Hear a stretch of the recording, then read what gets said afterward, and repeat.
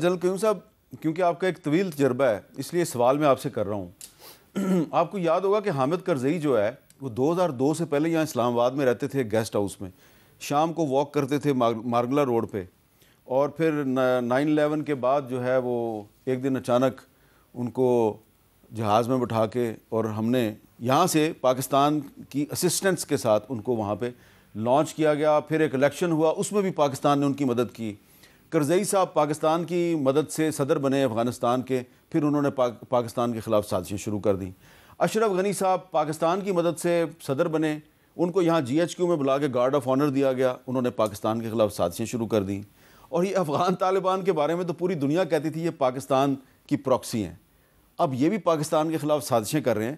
کیا وجہ ہے کہ یہ سارے ایک دوسرے کے نظریاتی مخالف ہیں، اشرف غنی، حامد کرزئی، افغان طالبان، لیکن پاکستان کے خلاف سارے متحد ہیں؟ اس کی کیا وجہ ہے؟ دیکھیں، it is very unfortunate. Pakistan نے ہمیشہ یہی سمجھا کہ افغانستان ہمارا نیبر ہے، ہماری کلچرل ٹائز ہیں، ریلیجس ٹائز ہیں، اور میں یہ سمجھتا ہوں کہ ہمارے انٹرسٹ میں ہے کہ جب اس خطے میں سب سے ورسٹ اینیمی ہمارا انڈیا ہے تو ہم اپنے اور نیبر میں دشمن پیدا نہ کریں.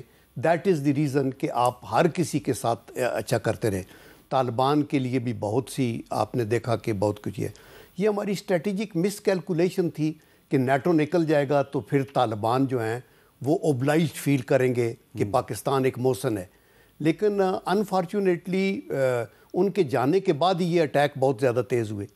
پھر انڈیا کا جو اپنا پیسہ ہے، جیسی افغانستان کی ایک کمزوری پیسہ بھی ہے، جو کہ انڈیا کے سیکیورٹی نیشنل سیکیورٹی ایڈوائزر نے کہا تھا کہ یہ سیلیبل ہیں اور ان کو جتنا پیسہ چاہیے ہم دیں گے اور ہم استعمال کر رہے ہیں.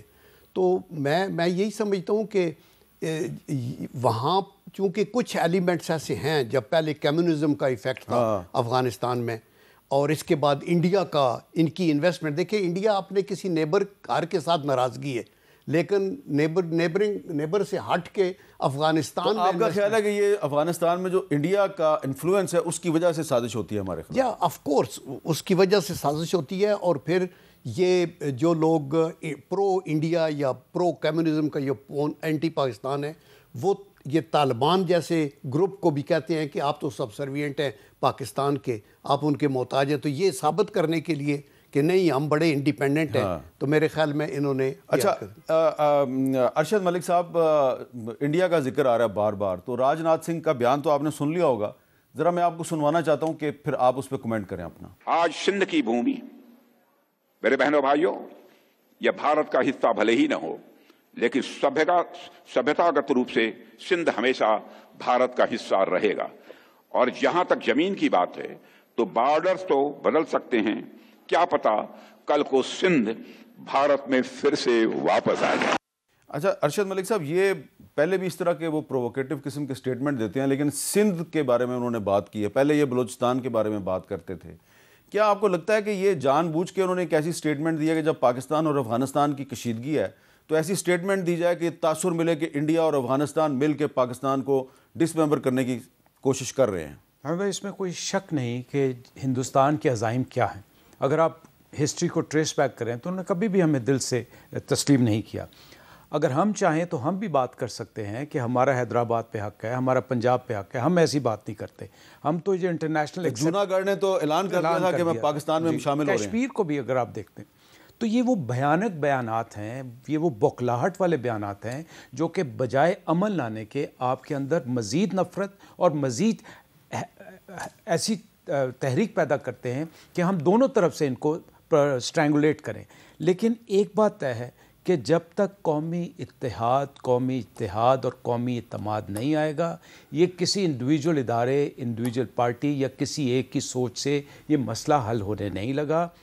یہ ایک بات میں آپ کے ضمناً بات کر دوں کہ کافی عرصے سے آپ نے دیکھا کہ پہلے سرکریک گئے، پھر یہ وکرنت پہ گئے، اور اب یہ آج سٹیٹمنٹ آ گئی. میرا خدشہ ہے کہ کہیں سندھ کی طرف سے یہ کوئی مس ایڈوینچر نہ کر دیں، جس کی شاید ان کو تیاری بھی نہیں ہے اور ان کو اندازہ بھی نہیں ہے کہ الحمدللہ پاکستان ایئر فورس اور پاکستان نیوی اسپیشلی، ہم نے کوئی تھریشولڈ ایکسرسائز نہیں کی ہوئی، لیکن جو ہماری مربوط پلاننگ ہے وہ ان کے لیے ایک بہت بڑا سرپرائز ہوگا اگر انہوں نے اس طرح کی کوئی مس کیلکولیشن کرنے کا ارادہ کیا۔ اچھا اعزاز چودھری صاحب، یہ جو بات کی ہے راجناتھ سنگھ نے، تو اس کے حوالے سے ایک انڈیا کے ڈیفنس اینالسٹ ہیں پروین سانی صاحب، انہوں نے بڑی تشویش کا اظہار کیا اس پہ، اور وہ کہہ رہے ہیں کہ یہ بات جو کی ہے انہوں نے، یہ کوئی پہلی دفعہ ایسی بات نہیں ہوئی، اس سے پہلے بھی یہ کئی سال پہلے ان کے ایک لیڈر تھے بی جے پی کے اڈوانی صاحب، وہ بھی ایسی باتیں کرتے رہے ہیں امریکیوں کے سامنے۔ میں چاہ رہا ہوں ان کا ایک کلپ آپ کو سنوا دوں۔ Rajnath Singh is not the only RSS leader to talk like this. In 1998, the then Home Minister L.K. Advani, he had an interaction with the then US Deputy Secretary of State Strobe Talbot. And this interaction has been mentioned by Talbot in his book, Engaging India. Talbot writes that my session with Advani was unnerving. Advani mused aloud about the happy day when India, Pakistan, Sri Lanka, Bangladesh and Myanmar would be reunited in a single South Asian confederation, what the RSS calls Akhand Bharat or Greater India. اچھا اعزاز صاحب، آپ کے ساتھ پہلے بھی اس پہ اکھنڈ بھارت پہ بات ہو چکی ہے، لیکن سوال میرا آپ سے یہ ہے کہ کیا آپ سمجھتے ہیں کہ یہ جو راجناتھ سنگھ کا بیان ہے یہ ایک کیلکولیٹڈ بیان ہے، اور انڈیا جو اکھنڈ بھارت کا نقشہ اب اپنی پارلیمنٹ میں بھی لگا کے بیٹھا ہوا ہے، تو وہ کیا اس پوزیشن میں ہے کہ اپنی فوجی طاقت کے ذریعے اکھنڈ بھارت کے خواب کو پورا کر سکے کہ جس میں انہوں نے افغانستان کو بھی شامل کیا ہوا ہے؟ نہیں جی، بالکل نہیں ہے، میں نہیں سمجھتا۔ ابھی ارشد ملک صاحب نے کہا اور ہم نے بھی پہلے سنا تھا کہ جی شاید وہ جنوب سے اس دفعہ آئیں اور شمال سے بھی آئیں۔ میرا نہیں خیال، اس وقت ان کی ہمت ہی نہیں ہے جی، میر صاحب ان کی ہمت دم توڑ گئی ہے۔ یہ اپنی عوام کو یہ بتانا چاہ رہے ہیں کہ دیکھیں ابھی بھی ہمارے اندر جو ہم نے وہ شکست کے باوجود ہم میں بڑا دم خم ہے، ہم یہ باتیں کر سکتے ہیں۔ وہ دنیا کو بھی یہ بتانا چاہ رہے ہیں کہ نہیں آپ بے شک ہمیں کہتے رہیں کہ ہم نے شکست کھائی ہے، لیکن ہم جو ہے ہمارے ابھی بھی عزائم اس قسم کے ہیں۔ اپنی عوام کو تو ان کو یہ بھی بتانا ہے انہوں نے کہ جناب آپ کے ٹیکس پیئر جو ہے نا، اس کے ذریعے یہ جتنی ڈیفنس فورسز ہیں یہ ابھی تک جو ہیں وہ کیوں نہیں کچھ کر سکی۔ یہ اس کے علاوہ اور کچھ نہیں، میں نہیں سمجھتا کہ وہ اس پوزیشن میں ہیں۔ اگر پوزیشن میں ہوتے تو ریڈ فورٹ کے باہر جو واقعہ ہوا تھا اس کی بنیاد بنا کر یہ پھر کوئی نہ کوئی حرکت کرتے، پر اب ان کو پتہ چل گیا کہ دنیا یقین نہیں کرے گی۔ دیکھیں پہلگام کے اوپر بھی دنیا نے یقین نہیں کیا تھا، ان کا پورا 2.5 دہائیوں کا جو فلسفہ تھا اور جو پورا بیانیہ تھا وہ ٹوٹ گیا۔ تو اب اسی وجہ سے مقبوضہ کشمیر میں بھی ایک واقعہ ہوا ہے، یہاں پہ ریڈ فورٹ کے باہر بھی ہوا ہے، انہوں نے کوئی پاکستان کے اوپر اس کی بات، کیونکہ یہ تیار ہی نہیں ہے۔ ان کے پاس ایئر فورس پہ سب سے زیادہ تیز ہیں، وہ آپ دیکھ رہے ہیں کہ ان کے اوپر بھی اب کانفیڈنس اتنا نہیں رہا۔